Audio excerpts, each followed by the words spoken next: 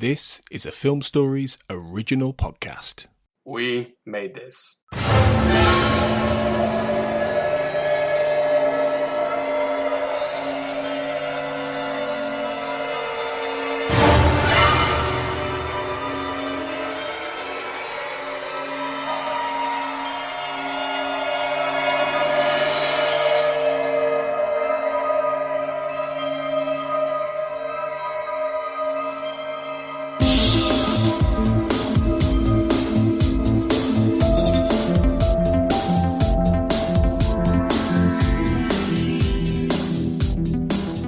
Welcome to the X-Cast. The truth is in here. This is our special Fight the Future Minute podcast. I'm your host, Marlene Stemme.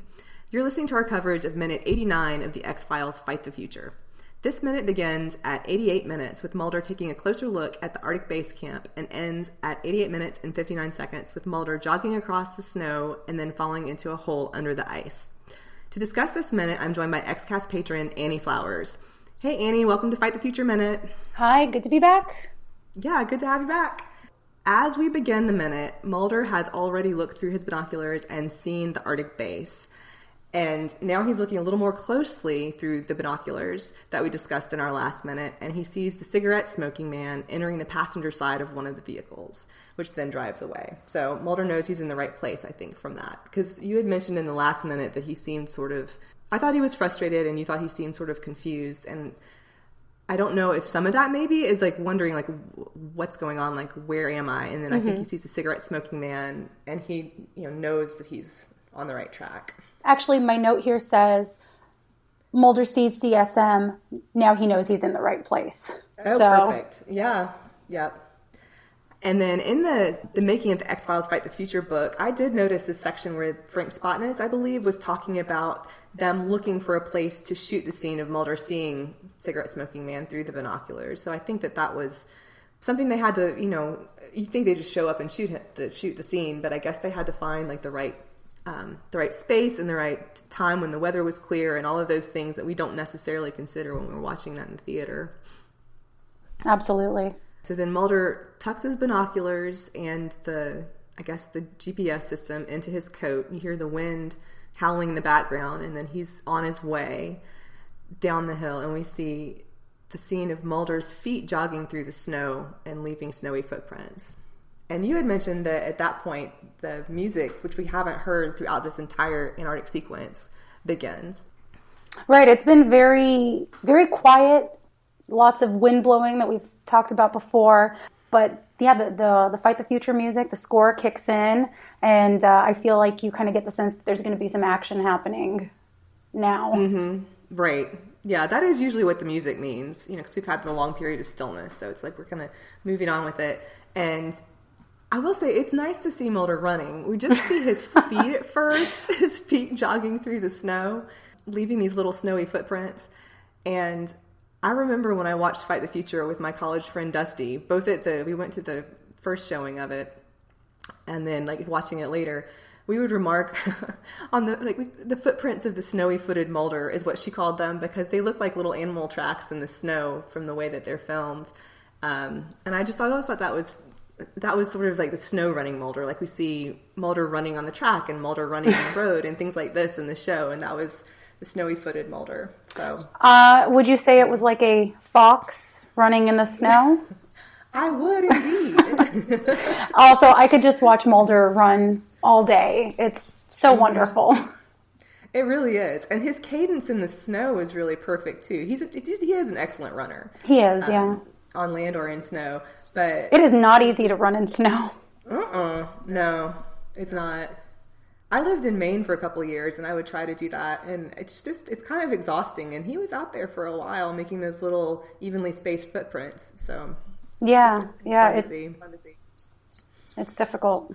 Yeah, we probably could go on about that for the entire minute, the running scene. You want to keep talking about that? I sort of do. But next we see Mulder from the chest up jogging in the snow, so it's another Mulder running shot. Mulder's feet, Mulder's face. I'm here for it. It's okay. It's good. I don't know that we ever see the entirety of him jogging in the snow, because the next part is the shoulders up shot of Mulder jogging in the snow. And of the three, the feet, the waist up, and then just the chest up, I have to say I still really like the feet. The feet. Jogging in the snow the best. Interesting. Yeah. Why the feet specifically? I just think it shows the long way he's traveled, or the long distance that he's traveled. And again, like just a little cadence of his foot strike, and you can see his footprints. I just think it's in keeping with the sort of like that big field of snow that he's been on the whole time. So I'm like, if they have to pick, just like they're going to show them in different segments, I like to see the feet shuffling through the snow. I like that. I never thought about it that way. It shows his long journey. It does. I think it does. Yeah. Long measured journey. Because it's Mulder, and he usually is moving fast, but you can't really run very fast in the snow. So he's just, making steady progress. He's doing the best that he can. Absolutely. Again, very persistent in his quest to find Scully. So we have a Mulder point of view shot of the camp in the distance, the Arctic base camp, and he's looking very small in front of the large snowy mountainscape. He is looking small in front of the base camp, and then the base camp looks kind of tiny in front of the mountains, which I thought was interesting too. I thought it was interesting that they shot that in that way, with him seeing this, what appears to be this little camp, that's housing all these people and who knows what else that he's making his way toward. And then you look up and you just see these very daunting mountains in the background that are dwarfing the man-made structures. Well, it really gives you a scope of not only the movie and what they have been able to accomplish from the TV show versus a major film production now, but also within the story itself, what lies underneath is so much bigger. And I really like that. It's an interesting way of foreshadowing that, like what he might find underneath. There's like the big mountains in the back and everything underneath. We don't even know how deep that goes. Am I getting ahead of myself here? Because we do know he falls into the no, because I think that's hole in the next minute or in the next few seconds. Yeah. No, I think that's great. I don't think I've thought about it consciously in that way, but I remember thinking about just the scope of the mountains and what he's about to go into, but I didn't really see it as a reflection of that. But I guess the thing is that it was striking to me that there are these huge mountains behind this little base camp. It's also just very pretty. It's very pretty, but it is sort of that visual metaphor. That's great. So Mulder is jogging. We see him jogging again. We see his feet again, jogging toward the camp. And then it's kind of like in a mid-ground shot. And then all of a sudden we see his feet collapse into a hole that is under the ice, where the ice is hollow. And that pretty much ends that minute with him starting to fall into the ice. So it's a kind of a little cliffhanger minute. Yeah, Mulder down. Where is he going? Right. What's he going to do, and how's he going to get out of it? I know. He's not running anymore. He's in the hole. So, did you have any other thoughts on that minute? Or things you wanted to say? No, that's it for this minute. Okay. Well, we got to talk about the running part. I think that was pretty important. I think that was the most important part of all of this. I do too.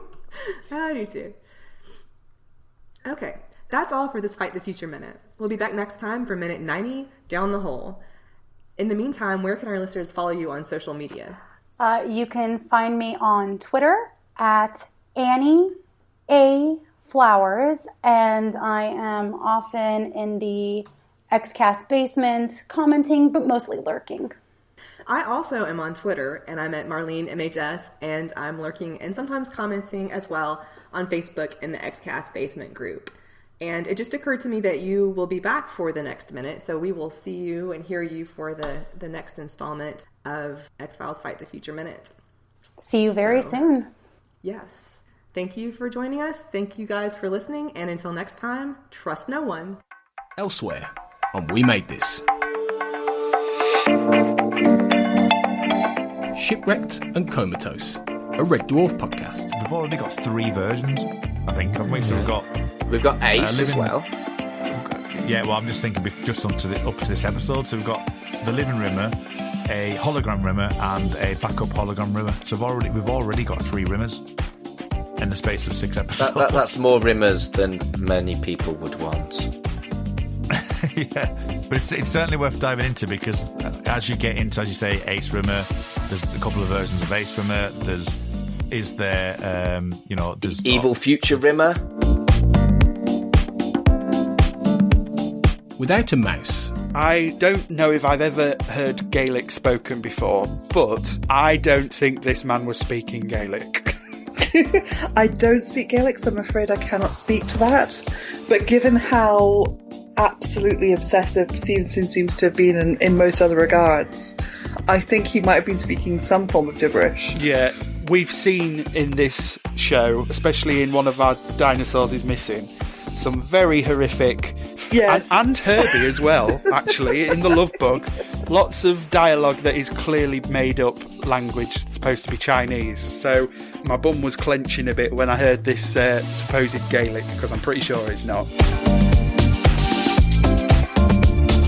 Free with this month's issue. I decided to have a look to see if I could find that interview online anywhere, and I couldn't, but in my searching, the photo from that interview was collected on a website called thestrokesartilluminati.blogspot.com. The Strokes are a bunch of overrated hacks, then? No, they're actually Illuminati, apparently, according to this website. I mean, that explains a lot, right? They are the secret rulers of the world. Yeah, I mean, current climate, that seems to be the work of the Strokes. Yeah. Maybe that's all what was hidden in the album. It's almost certainly. New York City cops meant something else. Check out all of these shows and more on the We Made This podcast network.